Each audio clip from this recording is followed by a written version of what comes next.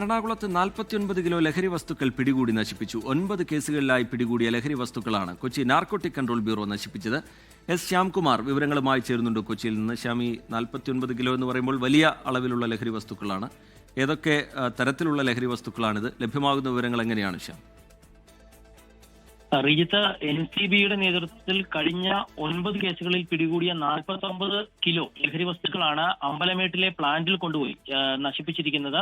കോടിക്കണക്കിന് രൂപ മൂല്യം വരുന്ന ലഹരി വസ്തുക്കളാണ് നശിപ്പിച്ചതെന്ന് ഉദ്യോഗസ്ഥർ അറിയിച്ചിട്ടുണ്ട്. ഇതിൽ രാസലഹരിയുണ്ട്, കഞ്ചാവുണ്ട്, മറ്റ് നിരോധിത വസ്തുക്കളുണ്ട്. ഇതെല്ലാം 9 കേസുകളിലായി പിടികൂടിയതാണ്. ഇത് കൃത്യമായ നടപടിക്രമങ്ങൾ പൂർത്തിയാക്കി നശിപ്പിക്കുകയാണ് ഉണ്ടായതെന്നാണ് NCB അറിയിച്ചിരിക്കുന്നത്.